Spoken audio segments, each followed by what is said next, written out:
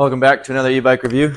My name's Luke, and today we're going to be looking at the Velotric Summit. If you guys have seen our videos before, you know we go over 4 categories: quality of components, quality of the ride, price to performance, and customer service review. I've owned my own e-bike shop for over 4 years now. Been in the industry even longer. I've seen tons of different bikes. So the goal of these videos is to give you guys a fully transparent, non-biased review on all the bikes that we do. This is Velotric's newer mountain bike. I'm a little late to getting to this bike. I've had a handful of them, but just haven't had time to do reviews. So I'm excited to get started on this one. This bike is pretty sweet, so you guys are gonna like it. Make sure you stick around to the end so you can see the final review on the Velotric Summit 1. So let's jump into components. It comes in a regular and large frame, and it comes in this bright orange, a gray color, and then also a blue color.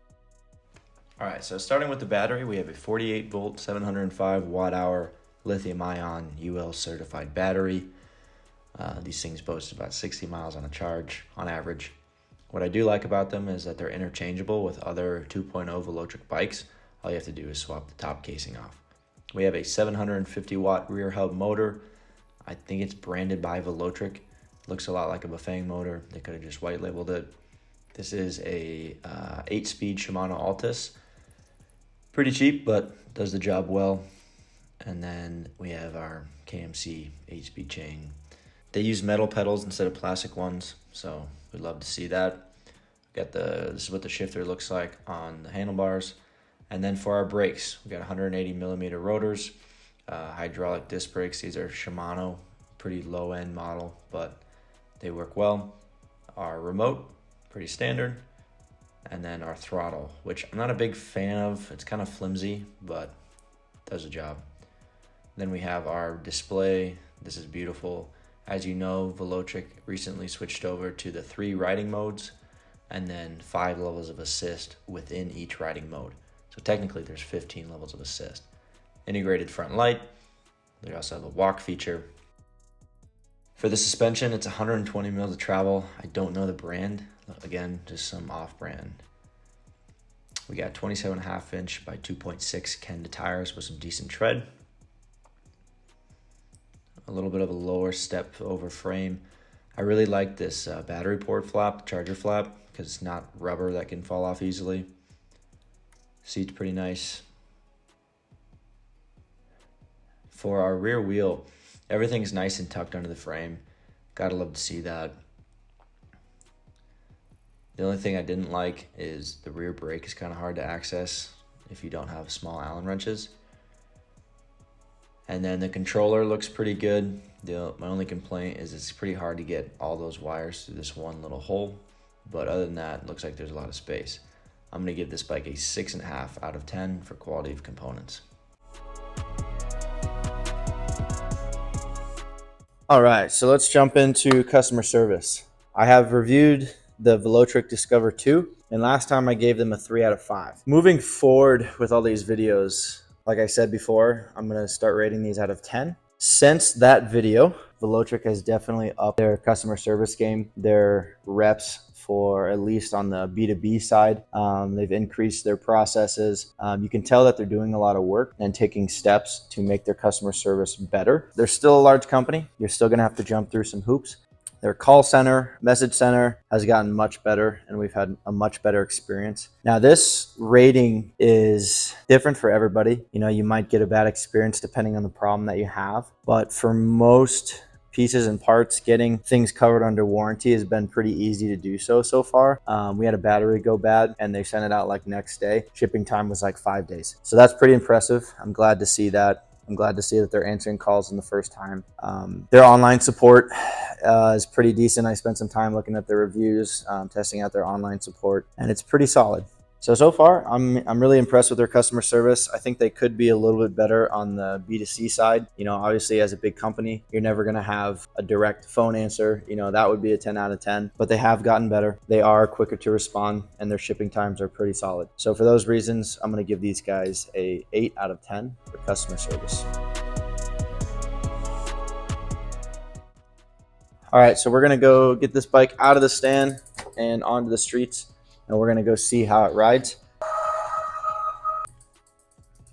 Also, if you think I've earned it and you're enjoying the video so far, please hit that subscribe button. It really helps us out.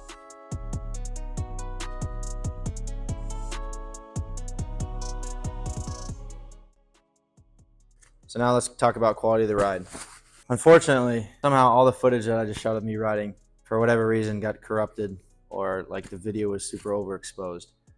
But rest assured, I have ridden this bike on some real trails and taken it on some single track. For performance, the bike has power. I'm not a big fan of the suspension. The rebound is crazy, and the rebound adjustment really doesn't do much. They're kind of just cheaper shocks. It's kind of what I'd expect for $2,000, but just not my favorite. That's also a personal opinion.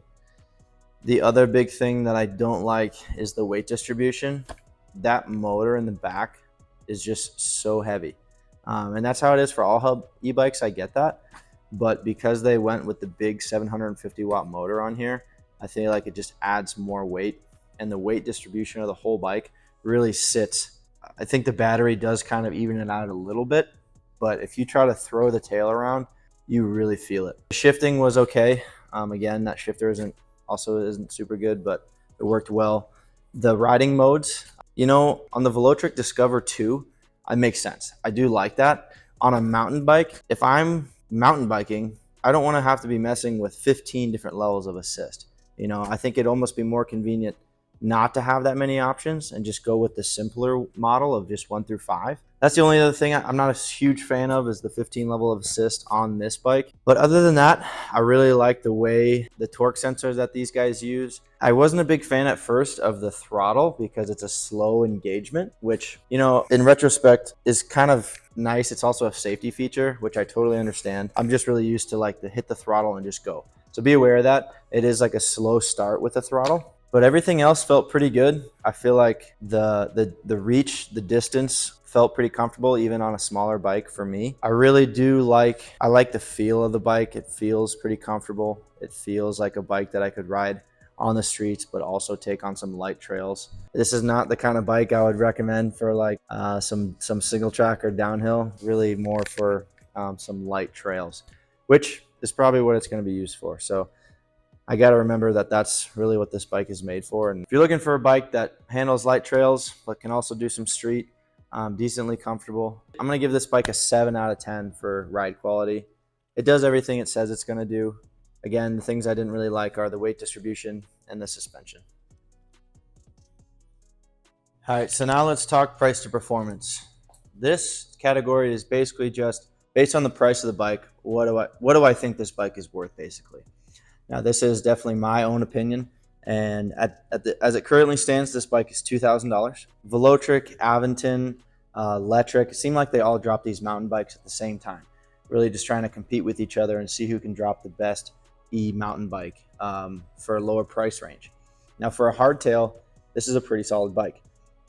So let's talk about the cons. I really don't like the front fork. It just seems like they kind of skimped out on that part just a little bit. The handlebar, the layout, the display, all solid. I like the geometry of the bike. It feels pretty good. Where I sit, it is a pretty aggressive stance, and that's what you should expect on a mountain bike. So if you're looking for total comfort, or maybe even a hybrid, you might look at extending the neck up a little bit, just because it is really flat and really low. You are going to be bending over a little bit. The brakes and the drivetrain, it seems, again, they kind of skimped out on these parts.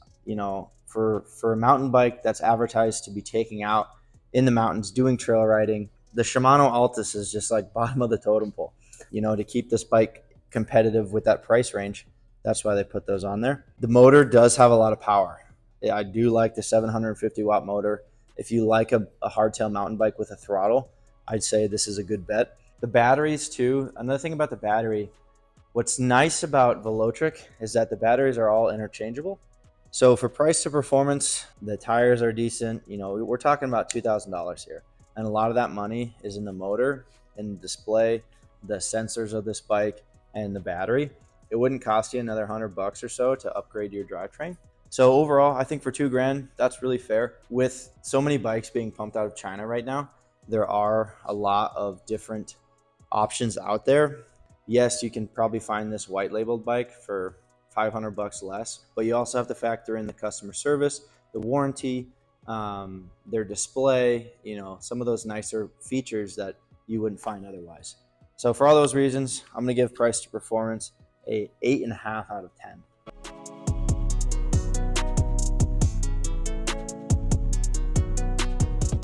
All right, guys, thank you for watching. I hope this review helped you out a little bit. Please, again, hit that subscribe button if you haven't already.